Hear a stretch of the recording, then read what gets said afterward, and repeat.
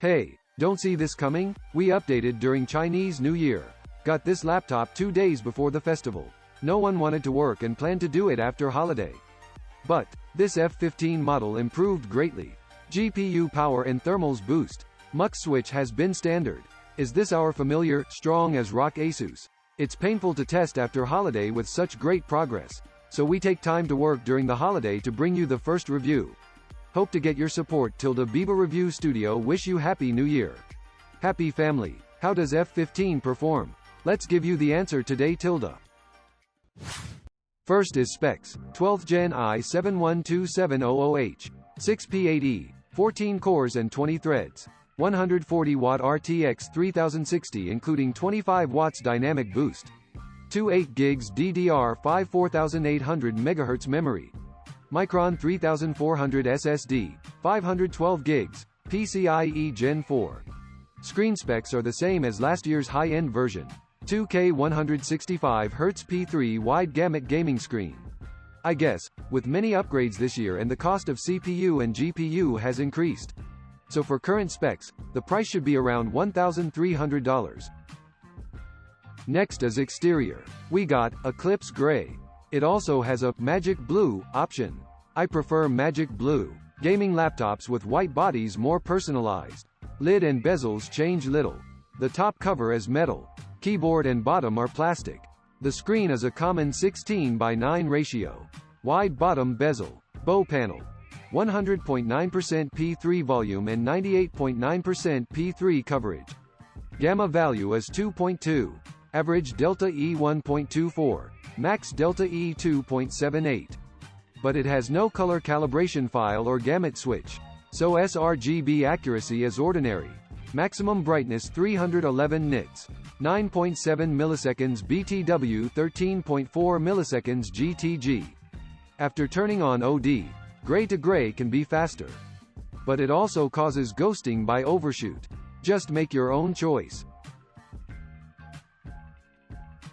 F15's exterior changes are most on the keyboard area. First, an X-shaped indicator is on the hinge. Second, 4 shortcut keys are added. Spacebar bulge is cancelled.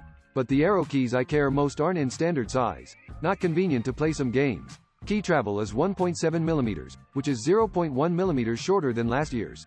The actual typing feel is regular and usable. Last, palm rest changed from previous wire to frosted feel. Touchpad is now integrated and bigger. Regular feel. Turn over to the bottom. Footpads are in the center and around. We can see fans and copper pipes through the grille. The whole machine is 22.3 to 23.3 mm, 2 mm thinner than last year's. The weight is 2.04 kilograms, 200 grams lighter than last year's. Seriously, this year, power of F15 boosted, but it lost weight. I didn't think of it at all. About I/O. F15 replaced previous USB-A port with full-featured Type-C. Changed from 3A1C to 2A2C. What's your first impression on F15 so far? The popular anime style didn't change. They only need to keep this momentum. In my opinion, exterior is not the focus of F15, performance is. Let's start the review now. First is i7-12700H, which is very close to i7-12800H. Same 6P and 8E. The main difference is the all-core clock reduced by 0.1 GHz and single-core 0.2 GHz. In addition, the commercial V Pro features are fewer than i7-12800H. Anyway, for most consumers, they are not different. About single-core, i7-12700H got 691 scores. Compared with 11th Gen core, it improved a lot. New architecture boosts single-core performance. For multi-core, we run R20 as usual. F15 got 6,609 in first round, then keeps at 6,500. In benchmark, all-core is 3.7 GHz and single-core 2.8 GHz. About 1,000 scores higher than Blade 17. After all, Razer is for engineering. It's mainly because enough CPU power of F15. It reached 105 watts first, then fell to 90. It is much higher than Razer's 60 watts. But F15 still has high CPU on-core power. The actual core power is 7 watts less than package power, so there's room for optimization. Then GPU. F15 has a 140-watt RTX 3060 with 115 watts basic power, 25 watts dynamic boost. How is its performance? On F15, the enhanced mode enables a little overclocking. To get benchmark score of 3060 at 140 watts, I recovered the clock and ran 2 tests. First is 3D Mark Time Spy. Didn't expect the first one to be this awkward. 140-watt 3060 only reached 8,913 scores. Then FSE, 10,766 scores. It's a little improvement. It got a bit more in enhanced mode. Superposition classroom result was similar. With default frequency, 140W and 130W got close result. These three in average, compared with 130W, 140W RTX 3060 boosted by 1%, 3% in enhanced mode. It's basically no improvement. To know why, I analyzed benchmark log record. We can see GPU power indeed increased, but clock speed hardly changed, still about 1900 MHz. This is literally the same curve, so for the core scaling of 3060, 130W has reached or even exceeded the sweet spot of performance and power. Clock hardly boosts with more power. No change in performance naturally. So to sum up, the CPU improved greatly, thanks to 12th Gen core architecture. And for GPU, 140-watt 3060 is no different from last year's 130W. But, for F15, it increased from 95 to 140 watt. Overall, F15's GPU performance improved by 13.8%. Now it's a Tier 1. Okay, next part is gaming. F15 2022 model finally has mux switch now, which is called dual graphics and 3-mode switching. Click mux switch in Armory Crate, reboot and it'll be enabled. It also has iGPU mode that disables DGPU, which can extend battery life when without power supply. Let's test 3A games first. First is the result at 1080p. In Tomb Raider, Metro Exodus and 2077, frame rate of F15 is higher than Y9000p. Seems new platform is better for 3A games. It has 3 to 6% boost. Far Cry 6 reached 90 FPS. Forza Horizon 5 got 53 FPS. With lower settings, it can reach 60 FPS. In native 2K resolution, Tomb Raider and Far Cry 6 reached more than 60 FPS. Metro and Forza Horizon 5 are lower. 2077 is even worse. Gotta lower the settings or enable DLSS. Next is online games. Dota 2 Replay 1080p has 159 FPS. We changed to a more intense combat. FPS would be lower. It's more like real game situation. CS GO 531 FPS. This should be related to DDR5 memory latency. First gen DDR5's timings is high, running in Gear 2 DRAM frequency causing latency not as good as DDR4. As in CSGO with ultra-high FPS, memory has a bottleneck. But Apex Legends reached 206 FPS. Though it's not a big improvement for 3060, thanks to the upgrade of CPU and memory, FPS of 3A games is higher than last year. But for online games with high frame rate, DDR5 latency may be a drag. Then the content creation part. In Adobe Applications, PS and new platform are not well compatible and test scripts always crash. Maybe we need a new test method. The new version of A got 872 scores. PR got 849 scores. New platform got more scores in Adobe Applications. In SpecView 2020 of Industrial Software Performance, F15 in most projects is better than laptops with same positioning last year. New platform has certain advantages in these applications. After the performance, do you think F15 improved? With new platform, more GPU power and mux switch, it has good gaming performance. Basically can do ultra settings at 1080p in 3A games. Need to lower settings for some games at 2K. Ultra-high FPS online games are affected by memory latency. But it doesn't matter, you can play almost all games in the market with these specs.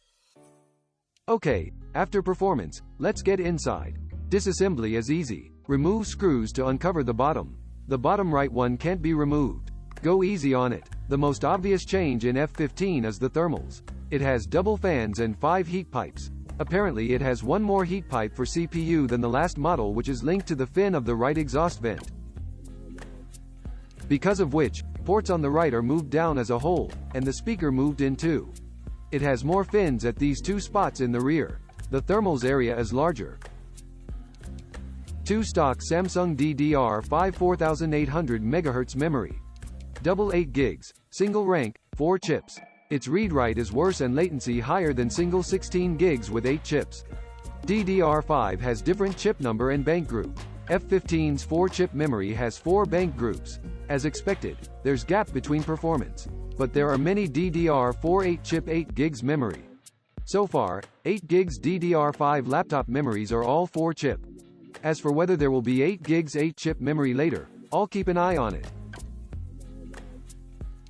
The stock SSD is Micron 3400 PCIe Gen 4. Sequential read speed is about 6000 and write 3800. Mainly because this SSD speed is highly related with the capacity. Strix SCAR 15s is 1 TB, and F15s is 512 gigs. An empty M.2 slot is on the right. Wi-Fi card is Intel AX201, Wi-Fi 6 compatible. It's under SSD. Can't see it here. Battery is at bottom and capacity is still 90 watt-hours. In hybrid mode, its PCMark 10 battery life is 7 hours 29 minutes. While in iGPU mode, it can be up to 8 hours. On the whole, F15 has many internal changes, especially thermals. Let's check its actual effect. Room temperature at 25 degrees, enhanced mode, stress FPU. CPU was at 93 degrees, 90 watts package power, 83 watts IA power. P at 3.7 GHz, E at 2.7 GHz. In stress GPU, RTX 3060 remained at 80.7 degrees, 140 watts and 1927 MHz. Last is dual test. CPU is at 85 degrees, 45 watts. P 2.3 GHz, E 1.9 GHz. GPU is at 82.3 degrees, 115 watts, 1800 MHz. F8 is hottest, 42.3 degrees. Finally is noise. Noise level under full load is 59.6 decibels. The last year's model got complaint about low GPU power. This year it does well. Unfortunately, noise is quite loud. If not too demanding about gaming performance, you can consider performance or balance mode.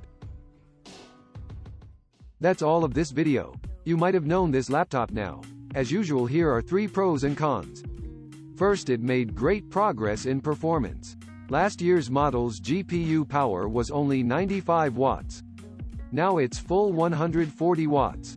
Absolutely tier 1. And it finally has mux switch. Game frame rate is not affected by IGP. Second, high display quality. F15 has a 2K 165Hz IPS screen with high refresh rate and resolution. Wide color gamut is useful for content creation. No problem for gaming anyway. Third is the lightweight. Now many RTX 3060 gaming laptops are heavy. Some Legion is tested 2.42 kilos. Some keyboard designer is 2.34 kilos. Alienware is 2.52 kilos. F15 is only 2.04 kilos with increased thermals. Worthy of praise. After pros, let's go to the cons. First, loud noise under high load. The performance improved, but noise control is done bad. Nearly 60 decibels under full load in enhanced mode. If you can't stand noise, headphone is good choice. Second, arrow keys are half height. In fact, F15 arrow keys are better than last models. But why can't it be normal size? It's inconvenient for games where arrow keys are heavily used. Third, lower bezel is wide. Obviously, narrow bezel is the trend of most laptops. But F15's chin is still 2 inches wide. The one is so slim. Why does it have double chin? Copy me? Up to now, in ASUS TUF Gaming, F15 2022 is my favorite. The price is not announced, so I'm not sure how competitive it will be. If it's budget-friendly, this model will definitely be popular in 2022. Suitable for high gaming performance. Light body weight. If you are a college student living in dorm or an office worker with a cramped desktop, F15 is your choice. Okay, that's all for this video. It's Spring Festival with limited time. Content may be a bit simple. If it's helpful, please hit like and subscribe. BIBA Review Studio wish you a happy Tiger Year. In this new year we will continue to share information and provide guidance. This is BIBA Review Studio. I'm Jawan. I'll see you in the next video. Bye.